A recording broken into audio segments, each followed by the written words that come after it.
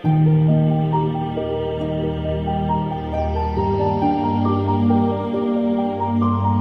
Friends, मेरा नाम doctor Radhika Kelkar है। मैं एक साइकेट्रिस्ट हूँ, साइकोथेरेपिस्ट हूँ, अकोला में प्रैक्टिस करती हूँ। इस चैनल पे आपका स्वागत है। इस चैनल पे हम मेंटल हेल्थ रिलेटेड वीडियोस डालते हैं।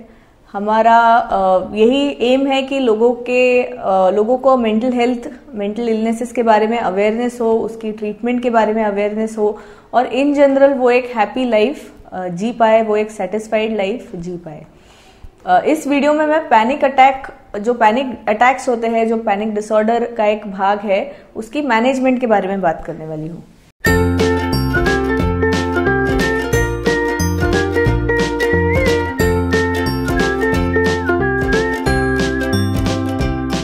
इसके पहले हमने पैनिक अटैक के बारे में वीडियोस पोस्ट किए थे, जिसमें काफी लोगों ने ये पूछा कि इसकी ट्रीटमेंट कैसी करी जाए या फिर कुछ टिप्स इसको डील करने के लिए, इसको कम कैसे किया जा सकता है, इससे कैसे डील किया जा सकता है विदाउट मेडिसिन, या फिर मेडिसिन के साथ साथ हम क्या कर सकते हैं जिससे ये प्रॉब्लम कम हो जाए। इसीलिए ये आज मैंने वीडियो बनाया है। इसमें मैं 4 चीजों के बारे में बात करने वाली हूँ in the next part of the video. So number 1, first tip ये है कि आपको ये समझ लेना है कि ये जो पैनिक अटैक में जो सिम्टम्स आते हैं वो बहुत डरावने होते हैं, वो बहुत अनकंफर्टेबल लगते हैं, बहुत ही ज़्यादा बेचैनी महसूस करते हैं लोग जब ये पैनिक अटैक होता है। पर ये आपको समझ लेना है कि इसमें कोई भी खतरा नहीं है। They are not dangerous.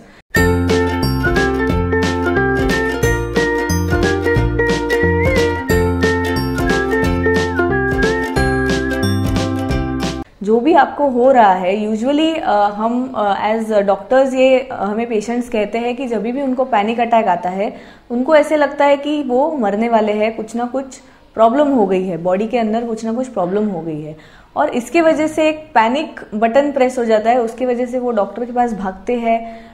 कभी जो भी टाइम है, समझ लीजिए रात के 12 बज गए हैं, तो भी उनको लगता है कि मैं अभी मरने वाला हूँ और उनको डॉक्टर के पास भागना ही पड़ता है, सारे टेस्ट करवाने पड़ते हैं और निकलता कुछ भी नहीं है।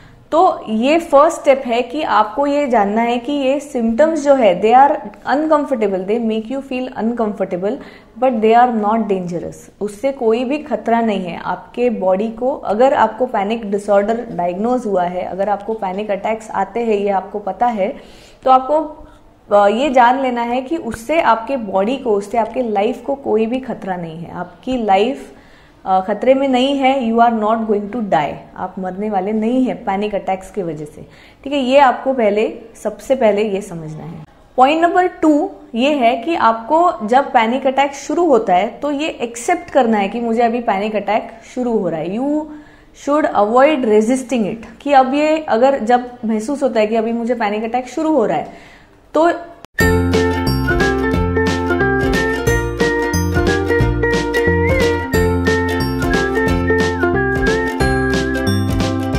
जाहिर सी बात है कि मन आपका डर जाएगा। मन ये सोचेगा कि ये मुझे पैनिक अटैक नहीं होना चाहिए, ये अभी बंद हो जाना चाहिए, ये मुझे नहीं चाहिए, ये चले जाना चाहिए। तो ये जो विचार है, आप जितना उसको रेजिस्ट करेंगे, जितना उस अटैक को आप रेजिस्ट करेंगे, उतना ही वो आपको तकलीफ देगा या फिर ट्रबल करेगा। जब आप सोचेंगे कि ये मुझे नहीं होना चाहिए, कोई बात अगर आप सोचते हैं कि मुझे नहीं होनी चाहिए, तो उसका आपको दर्द ज्यादा होने वाला है। तो आप रेजिस्ट ना करें, जो हो रहा है उसका आपको एक्सेप्ट करना है, ये आप समझ ले। फॉर एग्जाम्पल, अगर आप किसी अम्यूजमेंट पार्क में जाते हैं और अगर आप किसी एक राइड में बैठ जाते हैं, वो जो बहुत ही गोल गोल घूमती है, यहाँ वहां जाती है, ऐसी उल्टी पुल्टी होती है, तो जब आई एम श्योर कि आप सबने ये कभी ना कभी लाइफ में एक्सपीरियंस किया होगा, तो यूजुअली ऐसा होता है कि जो थोड़े बहुत डरते हैं इन राइड्स में, तो बैठ तो जाते हैं, पर उसके बाद जो फीलिंग आती है कि अब मैं कैसे निकलूं यहाँ से बाहर, पर निकलने की कोई गुंजाइश ही नहीं है। आप अगर वो उस राइड में अगर बैठ गए, तो आपको जितना टाइम वो राइड घूम रही है, समझ लीजिए 1 या 2 मिनट, आपको पकड़ के बैठना ही पड़ता है। अगर आप निकलने की कोशिश करेंगे तो शायद से आप गिर जाएंगे, शायद से आपका एक्सीडेंट हो जाएगा, शायद से आपकी प्रॉब्लम बढ़ जाएगी।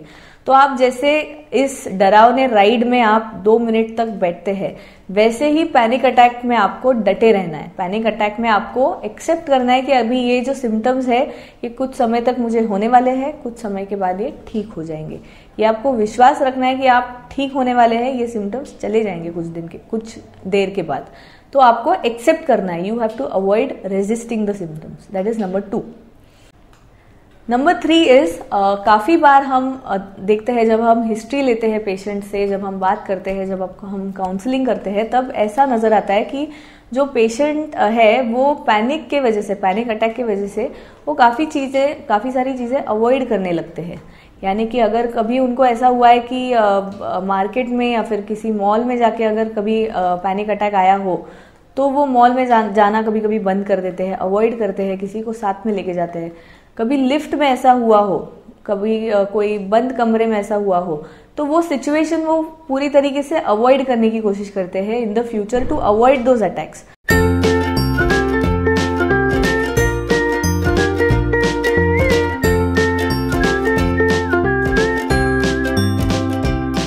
बट समझने वाली ये बात है कि अगर आप अवॉइड करेंगे तो जो आपका डर है वो रीइंफोर्स होता जाता है, वो बढ़ते जाता है।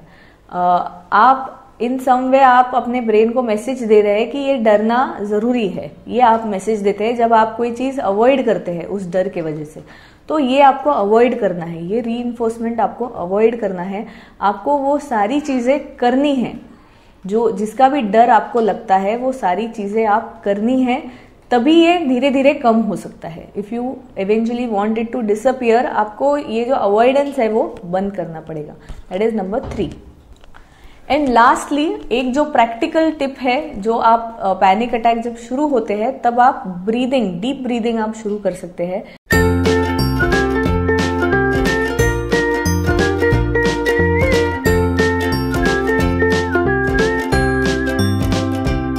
डीप ब्रीदिंग के कई टेक्निक्स है जो आपको यूट्यूब में या कहीं और मिल सकते हैं, जिसमें आप पूरी तरीके से आप इंस्पायर करते हैं, यानी कि सांस लेते हैं, और पूरी तरीके से एक्सपायर करते हैं। यूजुअली पैनिक अटैक में ऐसा होता है कि एक्सपिरेशन नहीं होता और उसके वजह से फिर से सांस लेने में तकलीफ होती है। तो आपको ये ध्यान में रखना है कि आप लंबी सांस ले रहे हैं और लंबी सांस छोड़ भी रहे हैं। ये आप अगर करेंगे कुछ टाइम के लिए तो आपको एक सिम्टोमेटिक रिलीफ मिल सकता है पैनिक अटैक के दौरान। तो ये जो टिप्स है ये आप अप्लाई कीजिए। आपकी जो अटैक्स है, I am hopeful, I hope कि वो इन टेक्निक से थोड़े बहुत कम हो जाए, इनकी फ्रीक्वेंसी कम हो जाए, इंटेंसिटी कम हो जाए, आपकी तकलीफ कम हो जाए, एंड इवेंचुअली ये निकल भी जाएंगे अगर if you are able to apply it very efficiently. ये सारे अगर चीजें आप अगर एफिशिएंटली अप्लाई करते हैं तो शायद से आपके पैनिक अटैक बंद हो जाएंगे, डिसअपियर हो जाएंगे, गायब हो जाएंगे। So I wish you all the best. I wish you good health. I wish you a safe and happy life. So thanks for watching the video and thank you so much.